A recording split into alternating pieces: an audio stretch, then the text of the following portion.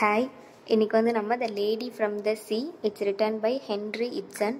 அந்த பிளேவோட சம்மரி பார்க்கலாம். ஆக்சுவலி ஹென்ரிக் ஜோஹன் இப்சன் இது அவரோட ஃபுல் நேம். இவர் எப்போ பிறந்திருக்காருன்னு பார்த்தோன்னா 20 மார்ச் 1828 எங்கன்னு பார்த்தோன்னா நார்வேயில். இவரோட சூடோனும் வந்து என்னன்னு பார்த்தோன்னா பிரினோஜால்ஃப் ஜெர்மி அப்படிங்கிறது தான் வந்து இவருடைய சூடோனும் சொல்கிறோம். அண்ட் இவர் எப்போ இறந்தாருன்னு பார்த்தோன்னா 23 மே 1906 நார்வேயில் தான் வந்து இவர் இறந்துருக்காரு. அண்ட் இவர் வந்து யாருன்னு பார்த்தோன்னா ஒரு நார்வேயன் பிளே ரைட்னு சொல்லலாம் இவரை. அண்ட் இவரை வந்து என்னன்னு சொல்லுவோன்னா த ஃபாதர் ஆஃப் ரியாலிசம் அப்படின்னு சொல்கிறாங்க. ஹென்ரி இப்சனை தான் ஃபாதர் ஆஃப் ரியாலிசம்னு சொல்கிறோம் and the father of modern drama அப்படின்னு சொல்கிறோம். And he was the pioneer in the theatre of modern realism.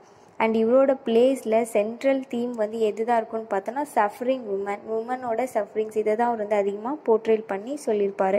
அதுக்கப்புறம் ஜேம்ஸ் ஜாய்ஸோட ஒரு ஆட்டோபயோகிராஃபிக்கல் நாவல் வந்து ஸ்டீஃபன் ஹீரோ. அந்த ஒர்க்கில் வந்து இவர் வந்து இப்சனை பற்றி ஜேம்ஸ் ஜாய்ஸ் வந்து சொல்லியிருக்காரு. அது மட்டும் இல்லாமல் இவர் வந்து நிறைய டேனிஷ் லாங்குவேஜ்லேயும் வந்து நிறைய பிளேஸ் வந்து இவர் எழுதியிருக்காரு. அதுக்கப்புறம் இவர் வந்து எந்த நியூஸ் பேப்பருக்கு ரிலேட்டடாக இருந்திருக்காருன்னு பார்த்தோன்னா அத்ரிமர் அப்படிங்கிற ஒரு நியூஸ் பேப்பருக்கு related the newspaper Andhrimner. And இவருடைய ஒர்க்ஸ் வந்து என்னன்னு பார்த்தோன்னா இவரோட ஃபர்ஸ்ட் பிளே வந்து எதுனா கேட்டலின்ங்கிறது தான் இவருடைய first work. And dolls house இது வந்து ஒரு ப்ராப்ளம் பிளேன்னு சொல்லலாம் இவரோடது. அதுக்கப்புறமா வந்து பார்த்தோன்னா இவருடைய ஃபஸ்ட்டு ஃபேஸ் ஆஃப் ரைட்டிங் வந்து எப்படி இருந்துச்சுன்னு பார்த்தோன்னா ஒரு நேஷனலிஸ்ட் ட்ராமாஸாக இருந்துச்சு. அதுக்கப்புறம் செகண்ட் ஃபேஸ் ஆஃப் ரைட்டிங் வந்து பொயட்டிக் ட்ராமாவாக இருந்துச்சு. அண்ட் தேர்ட் ஃபேஸ் வந்து எப்படி இருந்துச்சுன்னா drama of ideas, social dramas, realistic plays இந்த மாதிரி வந்து இவரோடது இருந்துச்சு. அதுக்கப்புறம் he wrote humanistic and psychological பிளேஸ்லாம் எழுதியிருக்காரு. லைக் பார்த்தோன்னா த வைல்டு டக் அண்ட் ஹீடா கேப்லர் இதெல்லாம் வந்து இவருடைய ஒரு ஹியூமனிஸ்டிக் அண்ட் சைக்காலஜிக்கல் பிளேஸ் சொல்கிறோம். அண்ட் அதுக்கு மட்டும் இல்லாமல் இவரை வந்து என்னன்னு சொல்லியிருக்காங்கன்னு பார்த்தோன்னா we live in not look at a play of Ibsen அப்படின்னு சொன்னது எல்லிஸ் ராபர்ட்ஸ் அப்படிங்கிற ஒரு இதை வந்து சொல்லியிருக்காரு. அண்ட் இப்போ வந்து இந்த பிளேயோட சம்மரி பார்க்கலாம். இந்த லேடி ஃப்ரம் த சி இருக்கு இல்லையா, இது எப்போ இது பண்ணியிருக்காங்கன்னா 1888 இது 1888 வந்து எழுதியிருக்காங்க.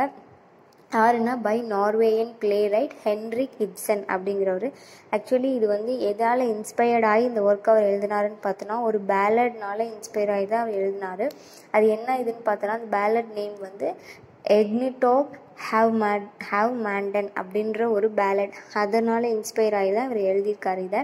அதுக்கப்புறம் இவரோட ட்ராமா வந்து இருக்கு இல்லையா, இவரோட ஒரு கேரக்டர் வந்து ஹில்ட் வேஞ்சல் அப்படின்னு சொல்லிட்டு இந்த ட்ராமாவில் அவர் வந்து இன்ட்ரடியூஸ் பண்ணியிருக்காரு. அந்த பொண்ணோடைய போர்ட்ரேயவே இவர் வந்து இவருடைய பிளேஸ்லையும் யூஸ் பண்ணியிருக்காரு. த மாஸ்டர் பில்டர் அப்படிங்கிறதும் வந்து இவருடைய ஒர்க் தான், ஹஸ்பண்டோடைய ஒர்க் தான். அவருடைய ஒர்க்ஸில் அந்த ஹில்ட் வேஞ்சல் அப்படின்ற பொண்ணு அந்த கேரக்டரை வந்து இந்த மாஸ்டர் பில்டர் அப்படிங்கிற ஒர்க்லேயும் அவர் வந்து சொல்லியிருக்காரு. And the lady from the sea was written in மியூனிச்சில் எழுதியிருக்காங்க. எப்போனா 1888. அதுக்கப்புறமா இது வந்து இதில் இருக்கக்கூடிய எலமெண்ட்ஸ்லாம் அதிகமாக எங்கே இருக்க மாதிரி இருக்குன்னு பார்த்தோன்னா இவர் வந்து மோல்டு அப்படின்ற அவருடைய வீட்டில் ஸ்டே பண்ணியிருக்கும் போது இருந்த மாதிரி தான் வந்து இந்த நிறைய எலிமெண்ட்ஸ் வந்து இவர் எடுத்து எழுதிட்டு இருப்பார். அதுக்கப்புறம் இதில் ஒரு டவுன் வந்து இருக்கும், அதுதான் வந்து ஃபிசார்ட் FJORD ஃபிசார்ட் அப்படிங்கிற ஒரு டவுன். அது எங்கே இருக்குன்னு பார்த்தோன்னா இந்த நார்த்தன் பார்ட் ஆஃப் நார்வேயில் இருக்குது. அதை பேஸ் பண்ணி தான் வந்து இந்த ஒர்க் வந்து போயிட்டுருக்கும். அதில் வந்து ஒருத்தர் வந்து என்ன சொல்கிறாங்கன்னு பார்த்தோன்னா ஒரு நார்வேயன் ஃபின்னிஷ் ஸ்டாக் இருக்கார் இல்லையா, அவர் வந்து அவரோட மேஜிக்கல் அந்த ஐஸ்னால என்ன ஆகுனா அவருடைய ஒய்ஃப் வந்து அவங்களோட ஒரு ஹோம்லேருந்து அவங்க ஒய்ஃபும் ஹஸ்பண்டும் வந்து தனித்தனியாக போடுவாங்க அப்படின்னு சொல்கிறாரு.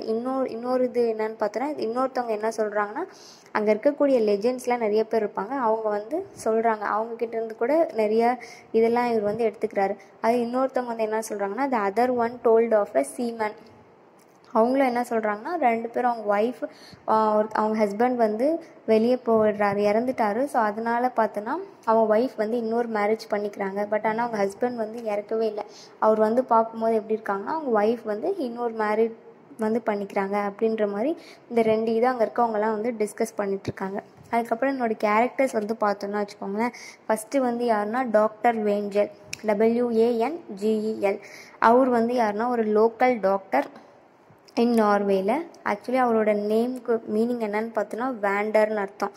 அப்புறமா வந்து எலிடா வந்து யாருன்னா டாக்டர் வேஞ்சலோட செகண்ட் ஒய்ஃப் தான் வந்து எலிடா. அண்ட் இவங்க வந்து எப்படி வளர்ந்துட்டுருக்காங்கன்னு பார்த்தோன்னா Skoldvik as a lighthouse கீப்பரோட டாட்டர். லைட் ஹவுஸ் கீப்பர்ஸோட டாட்டர் தான் வந்து எலிடா. அண்ட் இவங்களோட நேம் வந்து எதுலேருந்து எடுத்திருக்காங்கன்னு பார்த்தோன்னா ஓல்டு நார்ஸ் அப்படின்னா என்னென்னா ஃபாஸ்ட் கோயிங் ஷிப் அப்படின்னு அர்த்தம். எலிடானா ஃபாஸ்ட் கோயிங் ஷிப் அப்படின்றது தான் இவங்களோட நேம்க்கு மீனிங். அதுக்கப்புறம் வந்து போலட் வந்து யாருன்னா வேஞ்சல்ஸோட டாட்டர் பை அவங்களோட ஃபர்ஸ்ட் ஒய்ஃபோட பொண்ணு தான் வந்து போலட். அண்ட் இவங்களோட நேம் வந்து பாத்தல்ட் அப்படின்னு சொல்கிறோம். பாட்னா என்னன்னு பார்த்தோன்னா பெட்டரிங், ரெமிடி, காம்பன்சேஷன், இந்த மாதிரி நிறைய வேர்ட் சொல்லலாம். அண்ட் ஹில்டு அடுத்தது வந்து யாருன்னா வேஞ்சல்ஸோட second daughter by his first wife. And இந்த ஹில்டுங்கிற இந்த பொண்ணோட இதை தான் Hilde reappears in one of Ibsen's last plays the master பில்டர்லையும் இந்த கேரக்டர் அவர் வந்து போர்ட்ரே பண்ணியிருக்காரு. அண்ட் ஹில்ட் அப்படின்னா என்னன்னு பார்த்தோன்னா பேட்டில்னு அர்த்தம், இல்லைன்னா ஃபைட் அப்படின்னு சொல்லலாம். அண்ட் அடுத்து நெக்ஸ்ட் ஒன் வந்து ஆர்ம்ஹோல்ம் வந்து யாருன்னா எலிடாஸோட ஃபார்மர் ஷூட்டர்னு சொல்கிறோம். அண்ட் இவர் வந்து பார்த்தோன்னா நியர்லி 40 years இவருக்கு வந்து இருக்கும். அண்ட் இவர் வந்து எலிடாவுக்கு 10 yearsக்கு முன்னாடியே ப்ரப்போஸ் பண்ணியிருக்காரு. எங்கே இருக்கும் போதுனா ஸ்கால்ட்விக் அந்த இடத்துல வந்து இருக்கும்போது. அடுத்தது ஹான்ஸ் லிங்ஸ்ட்ராண்ட் அப்படின்றவர். அவர் வந்து பார்த்தோன்னா ஒரு யங் அண்ட் நேவ் ஒரு ஆஸ்பைரிங் ஸ்கல்பர்னு சொல்லலாம். And Hans is derivative of John and means God is gracious அப்படி சொல்கிறோம். அண்டு லின்ஸ்டான்னா என்னன்னு பார்த்தோன்னா பீச் ஹீட்டர்னு அர்த்தம். லின்ஸ்டான்னா பீச் ஹீட்டர் அப்படின்னு அர்த்தம்.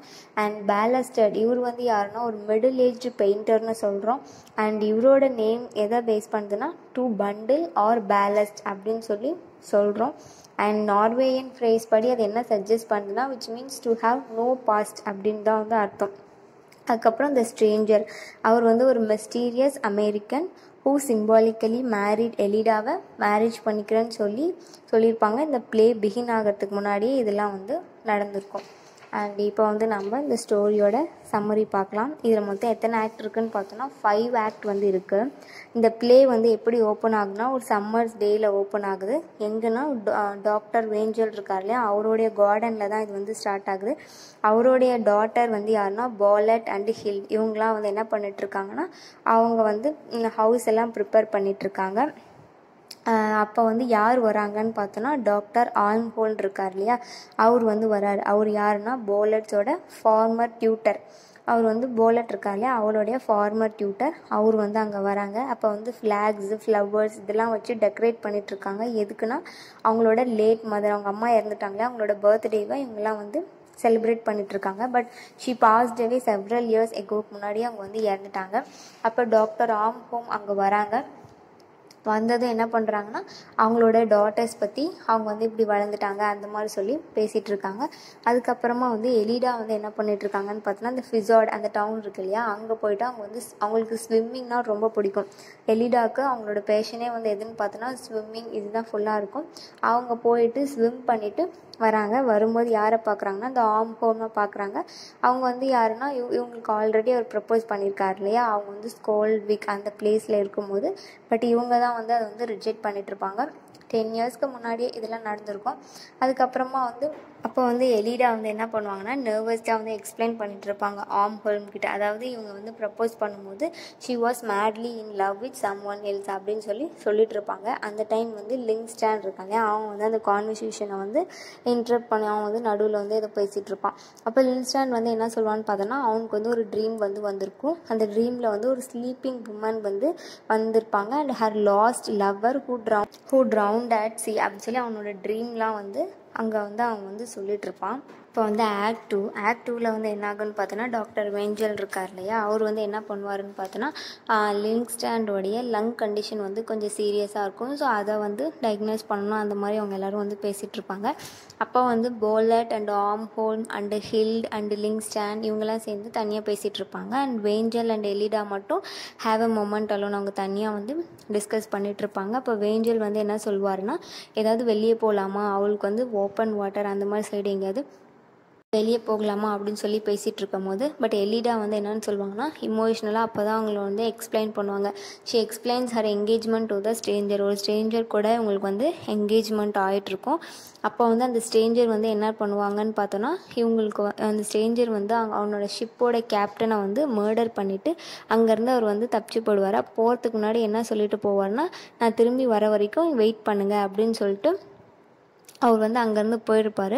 அப்போ எலிடாவும் வந்து அவங்களுக்கு வந்து நிறைய லெட்டர்ஸ்லாம் வந்து எழுதிட்டுருப்பாங்க. பட் அந்த ஸ்ட்ரேஞ்சர்கிட்டேருந்து எந்த ஒரு லெட்டர் அந்த மாதிரி எந்த ஒரு அட்டென்ஷன் இவங்களுக்கு எதுவுமே வந்து கிடைக்காது. ஸோ எலிடா வந்து அவரை மறக்கணும் அப்படின்னு சொல்லி நிறைய ட்ரை பண்ணி அதுக்கப்புறம் தான் வந்து இந்த டாக்டர் வேஞ்சில் வந்து அவங்க வந்து மேரேஜ் பண்ணிப்பாங்க. அப்போ வந்து அவங்க என்னென்ன அது அப்படின்னு சொல்லி அவங்க சொல்லுவாங்க. அது இல்லாமல் எலிடாவுக்கு வந்து அவங்களுக்கு வந்து அவங்க குழந்தை இருக்கும். பட் அது வந்து இறந்துருக்கும்.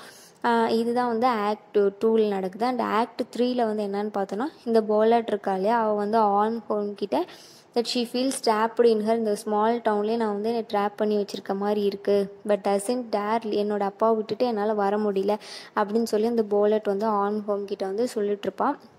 அதாவது எலிடா வந்து எங்களை நல்லா வந்து பார்த்துக்க மாட்டா அப்படின்னு சொல்லி சொல்கிறாங்க. பட் எலிடாவுக்கு வந்து ரொம்ப அதிகமாக எது தான் பிடிக்கும்னு பார்த்தோன்னா லவ் ஆஃப் த சி தான் வந்து அவளுக்கு வந்து ரொம்ப பிடிக்கும் அப்படின்னு சொல்லி அங்கே இருக்க எல்லாத்துக்குமே தெரியும். ஸோ அவங்களும் வந்து அதை வந்து சொல்லிகிட்ருப்பாங்க.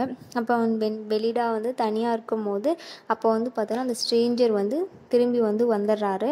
அந்த ஸ்ட்ரேஞ்சர் வந்து என்ன சொல்கிறாருன்னு பார்த்தோன்னா, எலிடா கிட்டே நீ உன்னோட உன்னோட ஹஸ்பண்டை விட்டுட்டு நீ வந்து என் கூட வந்து வந்துடணும் அப்படின்னு சொல்லி அந்த ஸ்ட்ரேஞ்சர் வந்து சொல்கிறாரு.